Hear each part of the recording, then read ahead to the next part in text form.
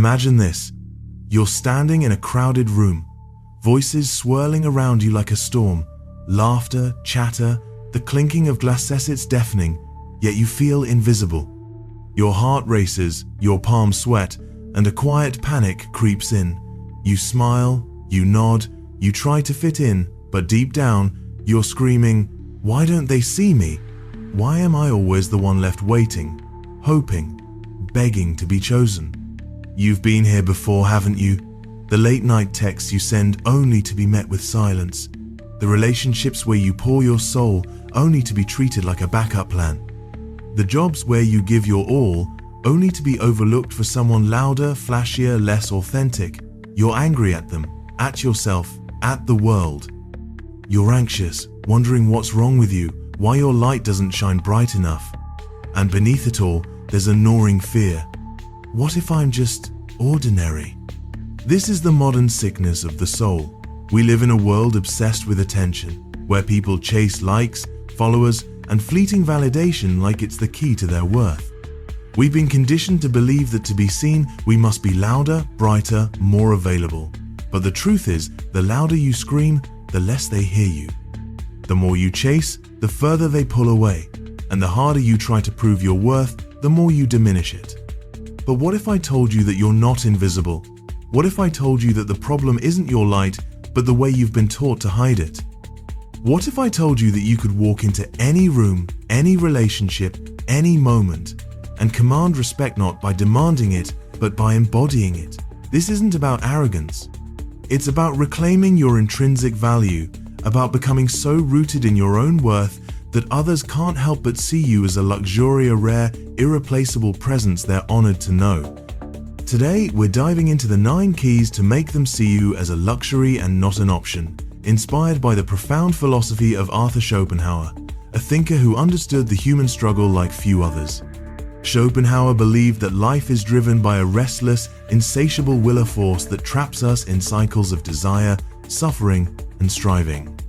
But he also believed that true freedom comes from mastering that will, from finding peace in our own individuality, and from refusing to let the world define our value. Through his lens, we'll explore how to stop being an option in a world that treats you as replaceable, and how to become a standard presence so powerful, so authentic, that it shifts the way people see you forever. This is a journey of transformation, not performance. It's about shedding the masks you've worn to be liked, the compromises you've made to be chosen, and the fears that keep you small. Through storytelling, practical steps, and deep introspection, we'll uncover the keys to building quiet confidence, setting unshakable boundaries, and radiating a presence that commands respect without ever needing to beg for it. So, let's begin. Key 1. Embrace your solitude as strength. Let me tell you a story. There was a young woman named Elena who grew up in a small town where everyone knew each other. Elena was kind, bright, and endlessly giving. She was the friend who always answered calls at 2 a.m., the daughter who never said no to her parents' demands, the employee who stayed late to finish projects no one else cared about.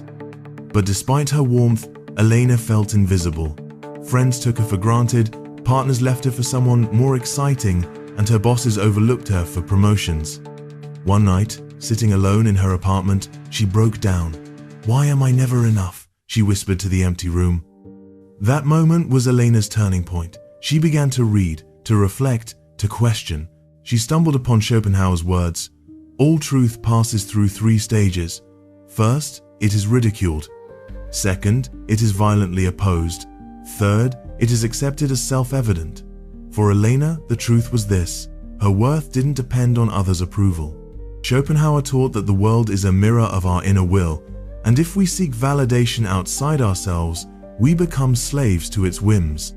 Elena realized she had been living for others, neglecting the one person who mattered most, herself. Schopenhauer's philosophy reminds us that solitude is not loneliness, it's power. The world will tempt you to fill every silence with noise, every empty moment with distraction, because it fears your stillness. But when you embrace solitude, you begin to hear your own voice. You discover who you are when no one is watching, what you value when no one is clapping. This is where your strength is born. Practical step. Spend 1 hour a week alone. Without your phone, without distractions, sit with your thoughts, journal your fears, dreams, and truths. Ask yourself, what do I want? Not because others expect it, but because it's true to me. This practice builds the foundation of self-awareness, the first step to becoming a luxury. Key 2. Master the art of detachment. Schopenhauer believed that suffering comes from our attachment to outcomes, a desperate need for things to go our way. We cling to people, hoping they'll love us. We cling to jobs, hoping they'll reward us. We cling to validation, hoping it'll make us whole. But the more we cling, the more we suffer, because nothing in this world is permanent. People leave, opportunities fade, and approval is fleeting. Let's return to Elena. After her awakening, she noticed a pattern. Every time she chased a friend's approval or a partner's affection, she lost herself. She'd text too quickly, apologize too often, compromise too easily. But when she began to practice detachment, not indifference, but a quiet refusal to let others control her emotions, something shifted. She stopped responding to late-night texts from friends who only called when they needed her. She stopped over-explaining herself to a partner who didn't value her, and in that space, she found freedom. Detachment doesn't mean you stop caring. It means you care deeply, but you hold lightly. You love without needing to be completed. You give without expecting to be repaid. Schopenhauer wrote, "The greatest wisdom consists in enjoying the present and making it the goal of one's life." When you detach from outcomes, you become present. You stop living for what others might give you and start living for what you already are. Practical step. The next time someone ignores you, rejects you, or dismisses you, pause. Don't react immediately. Breathe and ask yourself, does their response change who I am? Then, choose a response that honors your worth, not their opinion.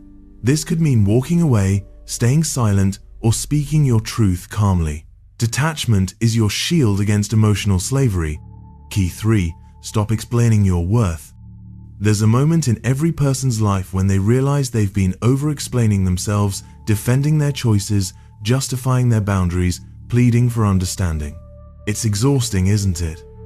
You think if you just find the right words, they'll finally see you. But Schopenhauer warns us, the world is not a friendly place for those who seek to be understood by all. The more you explain, the less they respect you, because you're handing them the power to judge your value. Elena learned this the hard way.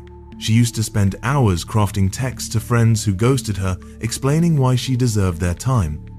She'd stay late at work, hoping her boss would notice her effort without her having to say it. But one day, she stopped. She realized that those who needed her to prove her worth were never going to see it. Schopenhauer's insight hit her like lightning. What is valuable is not what is loud, but what is rare. By refusing to explain herself, Elena became rare. When you stop explaining, you create mystery. Not the kind that manipulates, but the kind that commands respect. People lean in, they wonder, they question. They realize you're not here to audition for their approval, you're here to live your truth. Practical step. For 1 week, catch yourself when you're about to over-explain. Whether it's in a text, a conversation, or an email, pause and ask, am I explaining to be understood, or because I fear being misunderstood? If it's the latter, simplify your response or say nothing at all. Let your actions and presence speak for you. Key 4. Set boundaries without guilt. Schopenhauer believed that the will to live is universal, but it often manifests as selfishness in others. People will take as much as you give, not because they're cruel, but because it's human nature. If you don't set boundaries, you become a doormat not because you're weak, but because you've taught others that your time, energy, and heart are free for the taking. Eleanor's transformation deepened when she started saying no. At first, it felt unnatural. She worried people would think she was selfish or cold. But she remembered Schopenhauer's words, the individual has to assert his own existence, or he will be consumed by the will of others. Saying no wasn't about shutting people out, it was about protecting her light so she could shine brighter for those who deserved it. Boundaries are not walls, they're gates. They let in what honors you and keep out what diminishes you. When you set boundaries, you teach others how to treat you. You show them that your presence is a privilege, not a right. Practical step. Identify one area of your life where you feel overextended. Maybe it's a friend who always vents but never listens, or a job that demands too much of your time. Set one clear boundary this week. For example, tell that friend, I can talk for 30 minutes, but then I need to focus on my own work. Or tell your boss, I'm happy to help, but I'll need to prioritize my core tasks first. Notice how it feels to reclaim your space. Key 5. Cultivate your inner depth. Schopenhauer argued that true happiness comes from within, not from external achievements or approval. The world will tempt you to chase superficial markers of value, followers, titles, beauty, but these are fleeting. What makes you a luxury is your depth, your thoughts, your passions, your ability to sit with life's complexities without running from them. Eleanor began to cultivate her depth by reading, meditating, and exploring her creativity. She started painting again, something she'd abandoned to please others. She wrote poetry, not for an audience, but for herself. As she nurtured her inner world, she noticed a shift. People began to seek her out, not for what she could give, but for who she was. Her presence had weight, not because she was loud, but because she was whole. Depth is magnetic because it's rare. In a world of noise, the person who carries quiet wisdom, who listens more than they speak, who feels deeply but doesn't collapse into every emotion, becomes unforgettable. Practical step: choose one activity that feeds your soul. Reading philosophy, writing, painting, hiking, meditating. Commit to 15 minutes a day for a month. As you deepen your inner world, notice how it changes the way you carry yourself and how others respond to you. Key 6. Refuse to be an afterthought. Schopenhauer's philosophy is stark. Life is suffering, and much of that suffering comes from letting others define your place in their world. If you allow yourself to be an afterthought, someone they call when they're bored, text when it's convenient, or remember when they need something, you're complicit in your own diminishment. Elena had a friend, Mark, who only reached out when his other plans fell through. She'd drop everything to meet him, hoping he'd see her value. But one day, she said no. She told Mark, I'm not available last minute anymore. Let me know when you want to plan something intentional. Mark was stunned, but he started making time for her. By refusing to be an afterthought, Elena became a priority. You teach people how to treat you by what you tolerate. If you accept crumbs, they'll never offer you the meal. But when you walk away from what doesn't honor you, you create space for what does. Practical step: identify one person or situation where you feel like an afterthought. The next time they treat you as less than a priority, respond with clarity. For example, if a friend cancels plans repeatedly, say, I value our time, but I need reliability. Let's plan something when you're sure. Then, follow through by prioritizing yourself. Key 7. Become the standard, not the exception. Schopenhauer wrote, "The world is my representation." In other words, the way you see yourself shapes the way the world sees you. If you see yourself as an option, you'll always be treated as one.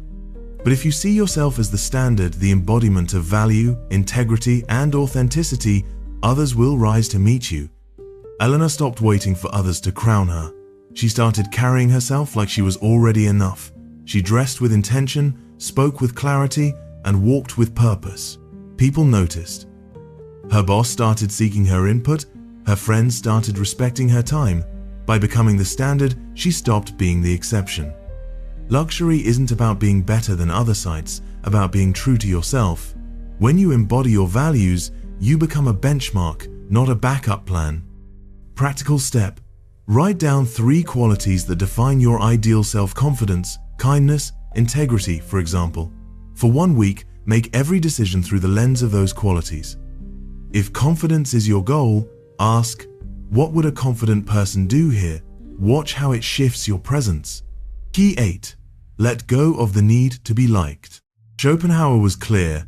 The pursuit of universal approval is a trap. You cannot be true to yourself and please everyone. The more you try to be likable, the more you dilute your essence. And the more you dilute yourself, the less respect you command. Elena used to worry about being too much, too intense, too quiet, too different. But she realized that those who called her too much were simply too small for her light. She stopped softening her edges to fit in and started embracing her uniqueness. Some people fell away, but those who stayed saw her for who she truly was. Luxury is not about being loved by all, it's about being revered by the few who understand your value. Let go of the need to be liked, and you'll find the freedom to be real. Practical step. For one day, notice when you're tempted to please someone at the expense of your truth. Instead of agreeing to keep the peace, say what you really think, kindly but firmly. For example, if a colleague pushes you to take on extra work, say, "I appreciate the opportunity, but my plate is full." Observe how it feels to prioritize authenticity. Key 9.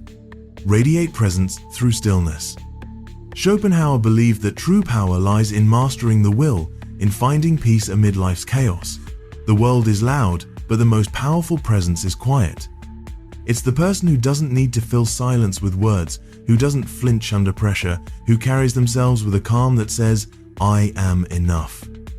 Elena's final transformation came when she learned to be still. She stopped rushing to respond, stopped filling awkward silences, stopped chasing attention. In meetings, she spoke less but said more.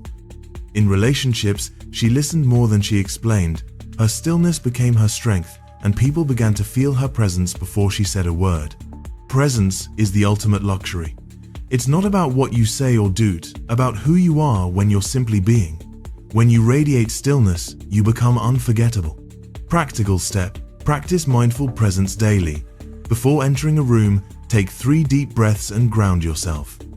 During conversations, pause before responding to ensure your words come from intention, not reaction. Notice how your calm shifts the energy around you.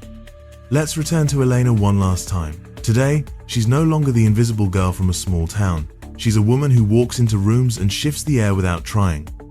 Her friends seek her counsel, her colleagues respect her boundaries, and her relationships are built on mutual reverence. But the real change isn't in how others see her, it's in how she sees herself. She's no longer waiting to be chosen, she's choosing herself every day. Schopenhauer's wisdom teaches us that life is a struggle, but it's also an opportunity to rise above the will's restless demands. You don't become a luxury by chasing the world's approval, you become a luxury by mastering your own. The 9 keys we've explored: embracing solitude, mastering detachment, stopping explanations, setting boundaries, cultivating depth, refusing to be an afterthought, becoming the standard, letting go of likability, and radiating presence are not just steps, they're a way of being. They're a commitment to living so authentically that your worth becomes undeniable. Here's the real-life lesson. The moment you stop needing the world to see you is the moment the world can't look away. When you choose yourself, you teach others to choose you. When you honor your value, you attract those who do the same. And when you live as a luxury, you become a gift to the world, not because you're perfect, but because you're real. So take this challenge. For the next 30 days, live these 9 keys. Start small, say no once, pause before reacting, spend an hour in solitude, but start. Because every step you take toward your truth is a step away from being an option. You are not here to be overlooked. You are not here to be replaceable. You are here to be unforgettable. If this message stirred something in you, it means you're ready to stop settling. Subscribe, share this journey, and let's rise together. Thank you.